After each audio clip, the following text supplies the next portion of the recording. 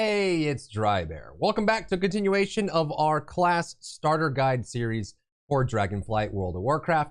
Today we'll be covering the Priest. I've already done videos covering how to choose your main class in World of Warcraft Dragonflight. You'll find links to that in the description, as well as a video covering all the best classes in Dragonflight and the ones that got the best updates and the coolest changes going into the expansion. So today we're going to cover all three of the Priest specializations. We'll give you builds on what talents to use and how to get started from level 60 and beyond. And then we'll go through some tips and tricks on how to play them as well. As always, if you have any questions or comments for me, you'll find me live every day on twitch.tv/Drybear. Come by and say hi, and I'd be happy to talk to you. We'll start with a general overview of the class. So for anyone who's new, who hasn't played Priest before, we can cover the basics, and then we'll go through the class tree. So if you didn't know, in Dragonflight, we got two new talent trees. The one on the left is your class tree. All of the specializations for Priest have access to this tree. And the one on the right is unique to your specialization. So the one on the left is going to be general for all Priest specs. So we'll cover some general tidbits, important talent choices, and things like that. And then we'll get into some builds for the specific specializations. Priests are your cloth-wearing caster healer. They are the only class in the game that has two different heal specs with Holy and Discipline, and their only damage spec is a ranged caster known as the Shadow Priest. They are relatively immobile. They don't have a lot of mobility to their name. They have some small things like feathers they can put on the ground, or they can add movement speed to bubbling themselves, but they use Holy Light. They are a priest through and through. They have a lot of ways to power themselves up and others, including defensive things like fearing enemies that are nearby, but they are very I guess kind of direct in the way that they do things. There's not a lot of subterfuge. There's not a lot of indirect things that they do. They very much, if they want to heal someone, they heal someone. If they want to deal damage, they deal damage. There are some complexities to Shadow and Discipline that make those a little less straightforward, but in general, Priest is probably one of the easier classes in the game to pick up. One of the major weaknesses of Priest is that I like to say they wear toilet paper because they're quite squishy. They have a lot of different spells that allow them to heal themselves or become defensive, but a lot of the commonalities in their class tree that we're going to be picking here for leveling specifically will relate around them trying to keep themselves alive, reduce the damage they take, so on and so forth. One of their best tools for this is going to be Fade. They have the ability to drop aggro when they activate Fade, but you can modify it using the talent tree to do other things. The number one is to reduce damage that you take, super powerful. And then as you go down in the tree, you can even reduce the cooldown on it even further. This is something you can spam while leveling. It keeps your damage low. There's going to be other talents that you can use to cast heals on yourself and reduce your damage.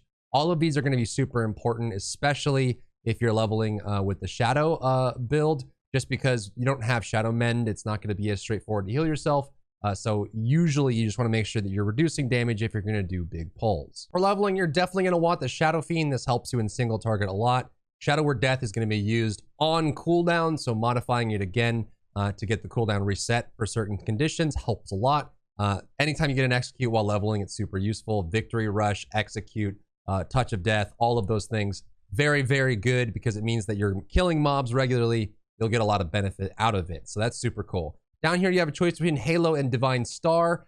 I would recommend going Divine Star. You can probably run Halo if you run Shadow if you want. Just note that this is a very big, it's a 30-yard range. If you're not aware of the range of Halo, sometimes you can end up pulling things you don't want. So Divine Star could be an extra button for you. It's nice for Holy that likes to have that extra little bit there, but that is there if you need it. One cool thing about the class tree for all Priest specs is that we can now get access to Angelic Feather and Body and Soul.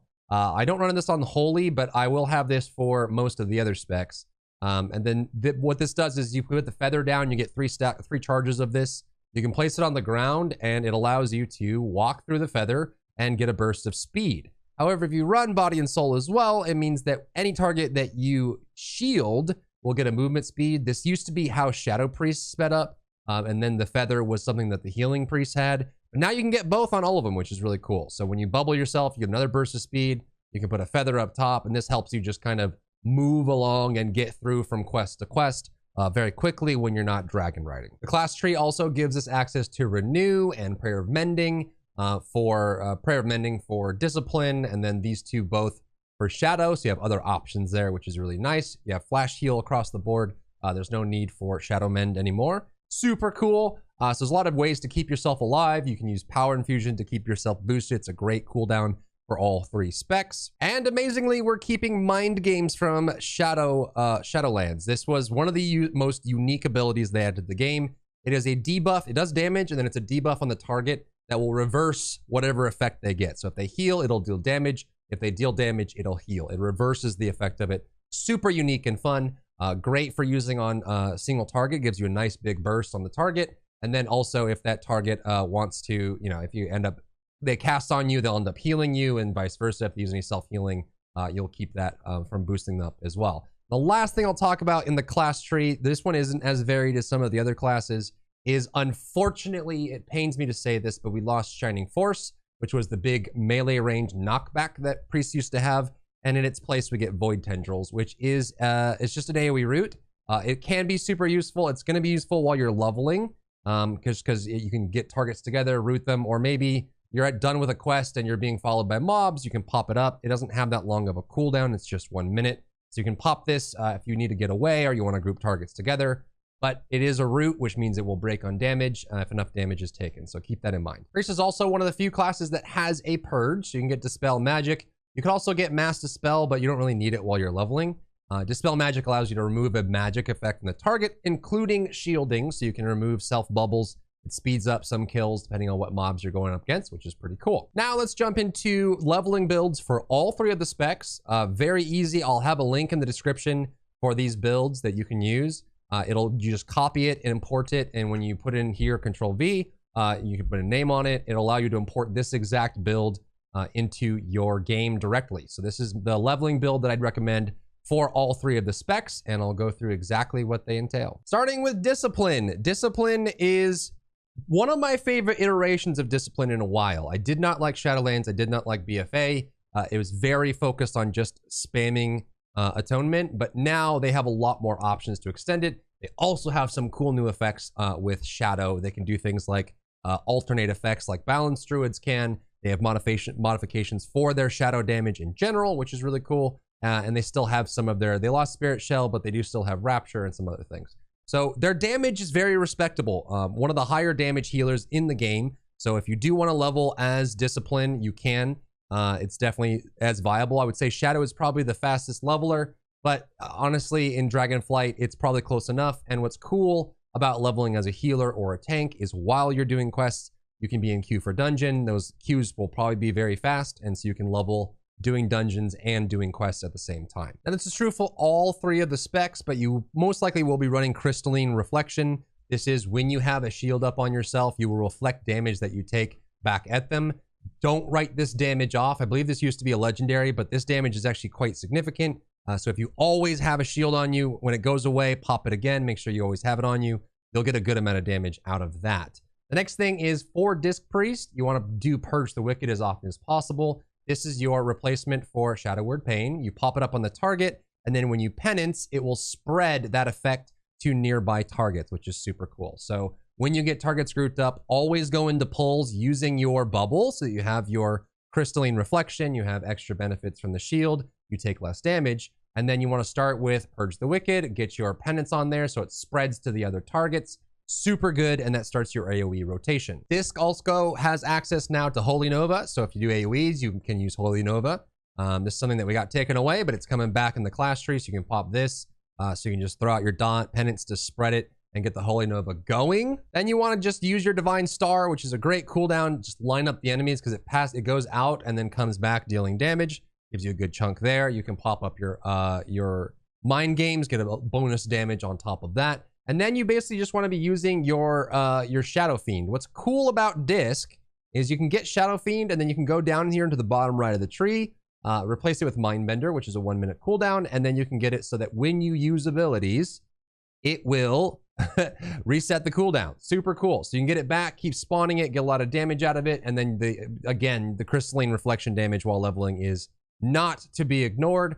And that's basically it. It's not really overcomplicated for Disc Priests. Gather as many mobs as you can, stack the dots. If you need to, you can heal yourself. Use Fade for defense. Use Desperate Prayer, which you'll pick up as well, just to make sure you have some defense going on. And then in between mobs, just shield yourself for speed. and throw down your feathers, and you're good to go. That's basically the entirety of Disc Priest. If you run into trouble, you can Rapture.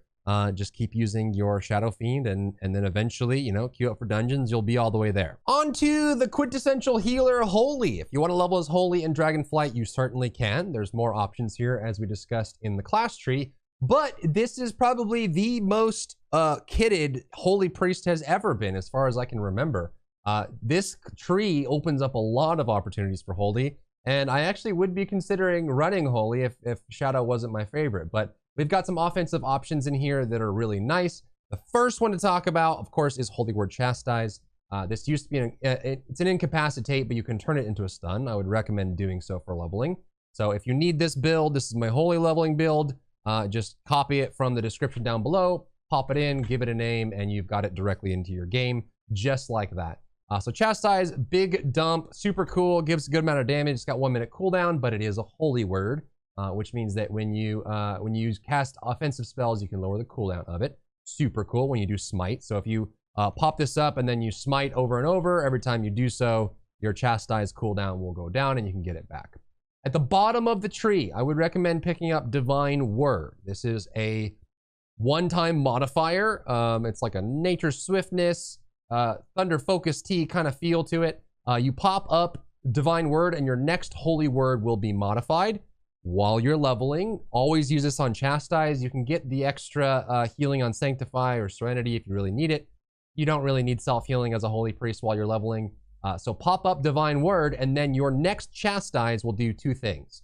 It does more damage, which it already does a good amount of damage, but it'll do more damage. And then when you do this, Smite has a 40% chance to apply Holy Fire. So you can pop this up, boom, got a nice little effect to it, and then you're going to Chastise. And then you'll get that extra little bit to it. And then you can just start spamming Smite, and Smite can apply Holy Fire, which you can see applying right there.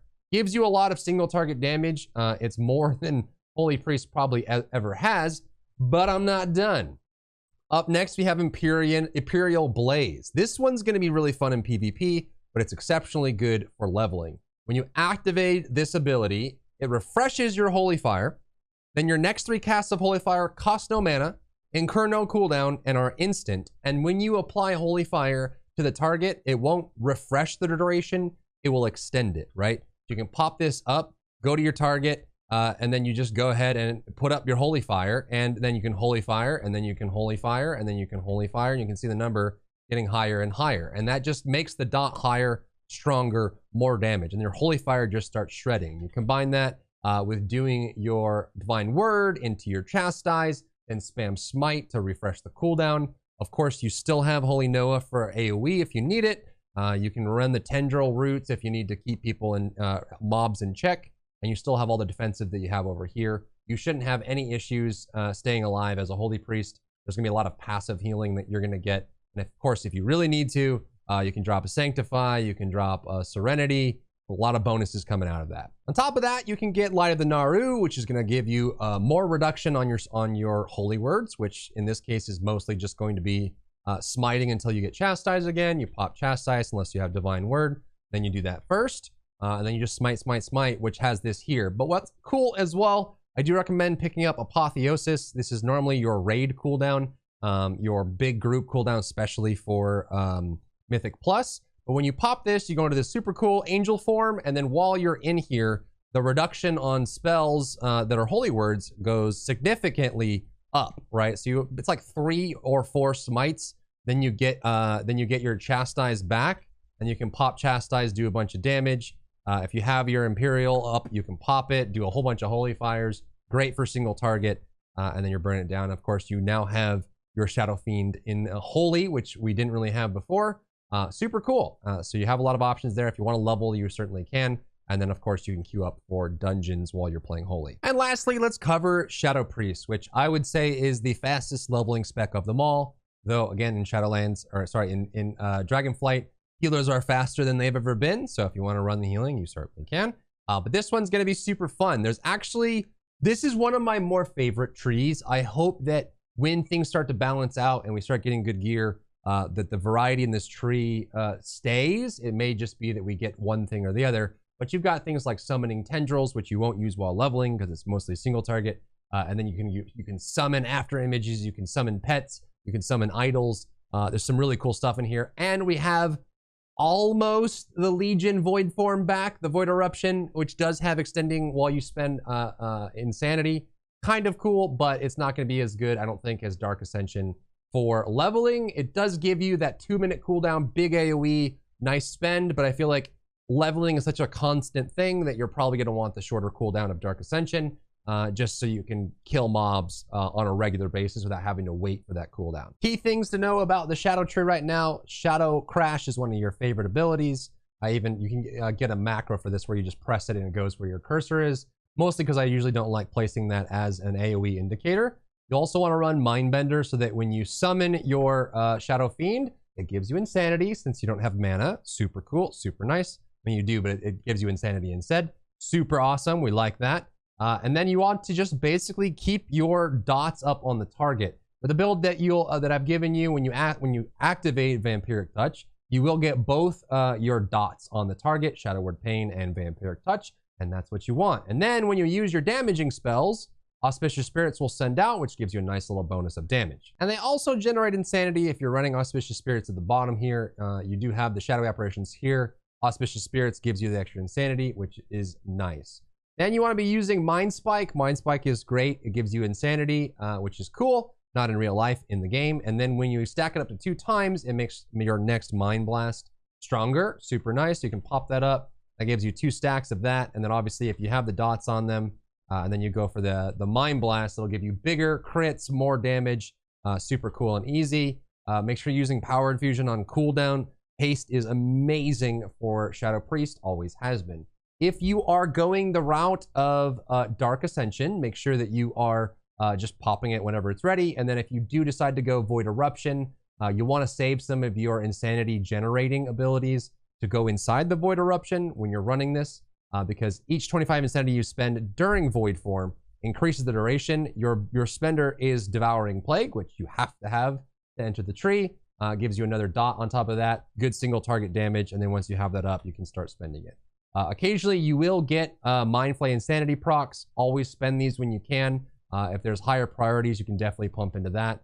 But those are there for you. And then for single target, I don't think Damnation's, it's amazing for PvP. Void Torrent is from Legion is going to be much better for your leveling experience, especially against single target. So if this is available, pop the Void Torrent. Only do this when you have cooldowns that are waiting, they're on cooldown, and you're kind of waiting for some Insanity to build up. It does give you a good amount of Insanity, so don't use it when you have full Insanity. Make sure you spend some first, and then do the Void Tendril to get that full value. And you'll see here in this build, I did not go for any of the Fade options here because you do have Dispersion and a lot more control than some of the healer builds do. The 2-minute cooldown, super strong. You can disappear into Wisp, take a lot less damage. And if you have it macroed, actually it doesn't even think you need it macroed anymore.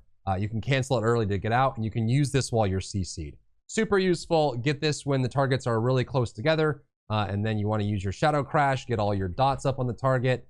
Make sure you build up your Insanity. And then if you need to, you can use Power Infusion, all of your cooldowns, Mindbender. Again, if you're just using Dark Ascension, just use it on cooldown. If you go Void Eruption, try to get a good pull that gets good value out of the initial eruption. And one thing that may surprise you when you jump on your Shadow Priest is that Mind Seer now requires Insanity. So when you use Mind Seer, you'll pulse it and do a bunch of AoE. So you can't just spam Mind Seer as your AoE. So if you are, that's again why I would recommend Dark Ascension, but you can use that for AoE if you want to extend your Void Eruption while leveling. And then, yeah, just build up your Insanity. You can even just go into a Void Eruption or a Void Torrent and then go into Mind Seer to drain your Insanity down. And that is Shadow Priest. Super cool. I like the changes. Some people are critical of them, but either way, this build will get you started going into the leveling process and beyond. If you want any of these builds, they're down below in the description. You can just copy them and then import them into the import loadout feature. They'll also get you started. And thanks so much for tuning in. I'll see you in the next one. Happy expansion, happy leveling. If you enjoyed yourself today, leave a like down below. You can support me and my work on Patreon and view Patreon exclusive content, link in the description. Thank you so much for tuning in, and I'll see you in the next one.